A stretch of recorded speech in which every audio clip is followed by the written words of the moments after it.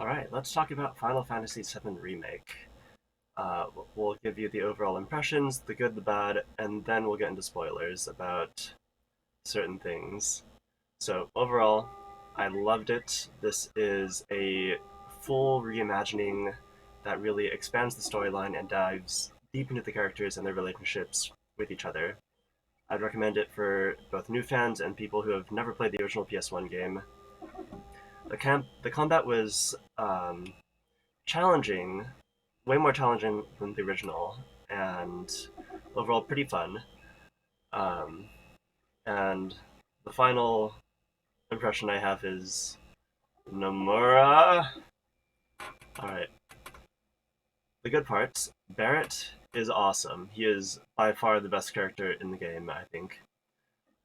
When I played Final Fantasy VII way back when, I didn't care about him in the original, but here they really fleshed out his ethos, his motivations, the methods, and I just love every minute that he's on screen.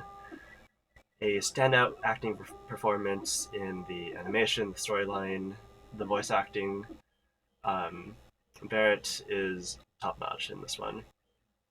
Not to say that the rest is bad either. The rest of the characterization, except for Sephiroth, is also fantastic. But I'll talk about Sephiroth in the spoilers. They invest a lot of time in building the relationships between everyone. Biggs, Wedge, and Jesse, who are the Avalanche members, have a greatly expanded role in the storyline, and they are fantastic. There's a lot of depth added in the setting the characters that just were not in the original. The tension is really good throughout most of the game. It always feels like you just gotta get a move on, gotta get chopping. Um, the combat can be frustrating at times. Whenever I compare a real-time action battle system, I have to compare it to Nier Automata. Um, Nier's is better because I think Nier's does the best at everything, but this is good too. Um, there's a kind of frustrating thing in how a lot of the enemies are highly mobile, so you gotta run to them, slice, and then they zoom somewhere else, and then you gotta chase them, slice. Um, but then everything changed when I started to have Barrett as the team leader and focus on him because he doesn't care where the enemies run to. He just keeps shooting, and battles became a lot more fun when I can just sit there and daka daka daka. There are some pretty fun minigames sprinkled in there, and I would say the crowning achievement is the Corneo plotline and the Honey Bee Inn. It's just mwah. Now let's go over the bad parts. Um, our best boy Red 13 slash Nanaki is not actually a playable character. I was disappointed by this, but in the actual playing, it might have been for the best for how the battles were structured in the very end. Because in this game, you can't choose who's in your party. You just have to go with who the plot gives you and reslot your material accordingly.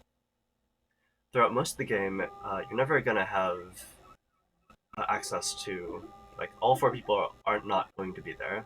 It's always going to be either Cloud and Aerith, or Cloud and Barrett and Tifa, or some combination of one, two, or three.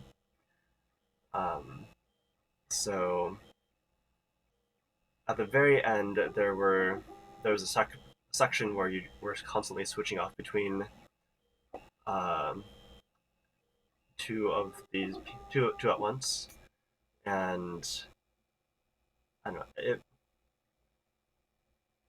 It would have been awkward at that point in time to have Red 13 introduced and having to outfit him and everything, because that was at like 90% done with the storyline already. So I don't super fault them for not having him around. Also, a part with the bad is the scope of the story was greatly expanded from what was essentially, I think, like two-thirds of disc one in a four disc, like of the four discs of FF7.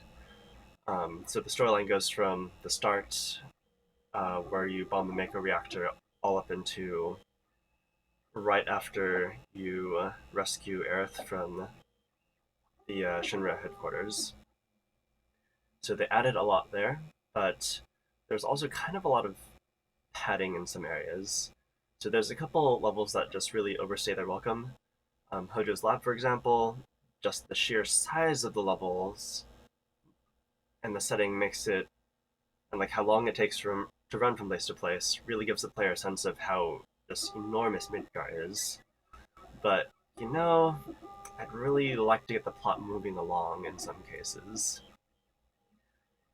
They added something that changed, and also they added something that changed the story in a fundamental way. Uh, the events are the same as the original for the important plot points, but Nomura is kind of Nomura. Nomura is the director of this game as well as the Kingdom Hearts series, and all that goes with it. Um, I think the storyline of Final Fantasy VII was already complicated, and this edition doesn't really add substance to it. Like, just because you make the story more mysterious and complicated doesn't make it more substantive. Also, navigation was really difficult. I found myself constantly checking the map, um, just wherever I'm going, whether it's in a dungeon or in the main towns. The minimap is not labeled, especially problematic in Wall Market, where like you're looking for a specific person or place, and you have to wander around a whole lot. There is a lot of wandering around in this game. It's really easy to become disoriented, especially after battle. So since the setting is mainly slums, rubble, sewers, and metal hallways, it looks a lot the same going backwards or forwards. So when the camera faces Cloud after a battle, it's easy to go right back the way you came if you're not careful.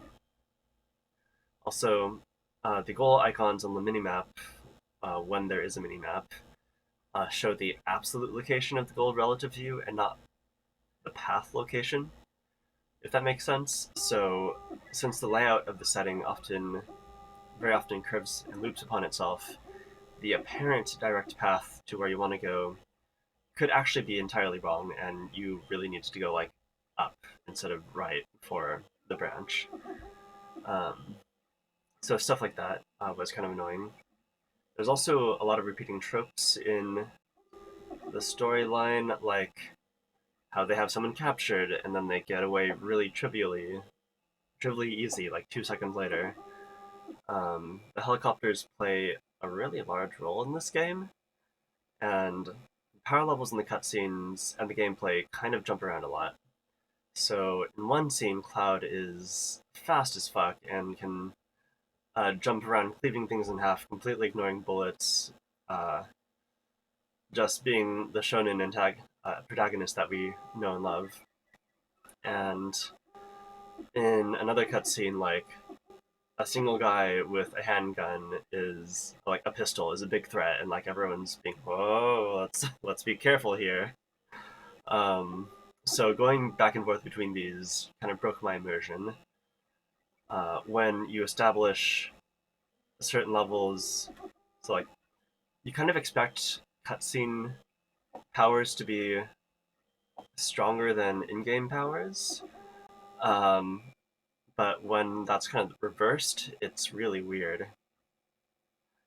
Now, so that was the good, the bad, and my overall impressions. Like, I would recommend this game to people. I loved playing with it. It's just like at the very last 10% where things got kind of weird for me personally. But that's just because I played the original and I watched the movie and I played Crisis Core, so like I'm pretty well versed in FF7, how it goes, and the changes he made got me weirded out. But overall, super solid game, highly enjoyable. Now let's get into spoilers. You have been warned. Nomura. If you're familiar with the director's other works, namely Kingdom Hearts, you know that he's a fan of clones, amnesia, data clones, alternate realities, time travel, hooded figures that cannot be differentiated from each other, and a host of other things that make a plot really difficult to explain. Nomura has never seen a hooded figure that he didn't love. If they're numbered, even better. Now, here's where I have issues. Clearly, this game is actually not the same timeline or whatever as the original Final Fantasy VII. In this one, kind of an alternate future reality Sephiroth is trying to fuck with present Cloud because I guess he lost and he wants to orchestrate things in a way that makes sure he wins in a new timeline or something. Except for all the times the party would have died if not for his influence, because Sephiroth is like kind of omniscient and controls ghosts and stuff. Um, like it gets real Kingdom Heartsy. Like the last chapter is called Crossroads of Destiny or something, so take what you will of that. Um, Clearly, Nomura wants to orchestrate another Keyblade Graveyard Ultimate Battle of Fated Destiny thing going on, and it just doesn't make sense to me. I'm sure that in the next game, Final Fantasy VII-2 Clouds of Destiny over 13 Fates will make everything clear. But I'd rather not have to think in a Kingdom Hearts paradigm in my Final Fantasy VII game. I'm just kind of over that kind of complications and nonsense. Um, Sephiroth in this incarnation has really weird, inconsistent powers. Now he can just mindfuck Cloud whenever he wants, just show up as a hallucination anytime, anywhere. No big deal. Like, at the beginning, it was kind of portrayed as some sort of PTSD trigger that Cloud would get whenever certain events happened, and it would like kind of remind him of past events, but like, except it's not, it's future. Um, so so Sephiroth has gotten weird. Like his entire personality in this game is just mysterious weirdo. Usually, when you want to establish a cool character mysteriously, you want to show them doing whatever their own plot is, but only in glimpses. So you get like a hint of what they're doing, what they're planning. Um, but in this case, he isn't doing anything for the most part. He just shows up, says a mysterious line, and then disappears again. He doesn't really have a personality in this game, and his motivations are not made clear at all. Um, Throughout the game, you're harassed by these like fate ghosts, and sometimes they help you, sometimes they hinder you, sometimes they heal you, or they might body block you, or you have to fight them. And towards the end of the game, Red 13 explains that they're like agents of the planet who only interfere when someone is trying to alter the way that things are supposed to go. Which, when you're introducing the element of fate in a storyline, that has a lot of implications there. What this all implies is time travel shenanigans, prophecies, alternate timelines. My take on fate is that, like, if an event doesn't happen, then it wasn't actually destiny. If you need ghosts to manipulate people, then it's not fate. That's just cause and effect. It's pure manipulation. Now, if you have hundreds and even thousands of ghosts, literally body blocking people and carrying them away at key points in time, that is straight up cause and effect manipulating events. There's nothing fated about it if you need, like, these thousands of ghosts going around hurting people or healing people on your whim. Like, if your fate wouldn't be fulfilled without direct action, when you need to move heaven and earth to get everything lined up, then is that fate? No, it's not. It's the opposite. It's called working towards a goal. These are goal-oriented ghosts. That has nothing to do with fate. So, like, fate storylines only work if you're working in defiance of fate, which means, like, some prophecy is foretold and you're trying to avoid that prophecy. In this case, I guess what Nomura is getting at is since we are fighting against fate, then Nomura is free to change whatever he wants in the expected storyline. Now Zack is potentially alive. Does this mean Aerith doesn't die either? Anything is possible. We're fighting fate. But the characters never have received premonitions or prophecies about what happens in the expected storyline. They don't know Aerith is going to die and are making no efforts to thwart that storyline because it's not even on the radar as far as something that they would do. Um, in every single instance in the game where the fate ghosts show up, the characters are focused on whatever the current conflict is. So it doesn't make sense that whatever they're doing needs to be altered. Ultimately, I just do not trust Nomura to handle these plot contrivances well. When you're adding alternate reality timelines where the villain is omniscient and will always save the hero to make sure that he gets to the final battle, that just sucks out all the tension. It introduces ridiculous levels of plot holes and complications, and after Kingdom Hearts 3, I just do not trust Nomura to stick the landing in it all and make it all worthwhile. So, my overall feelings on the game are that, like, it was super fun, great, very enjoyable experience. They they did they really did the service. They serviced the characters well. Like they did a good job on the relationships and the setting. It is a beautiful setting, great graphics, uh, really good on a technical level. It just towards the end there, it gets kind of weird, um, in very typical JRPG fashion. So it's not necessarily bad, but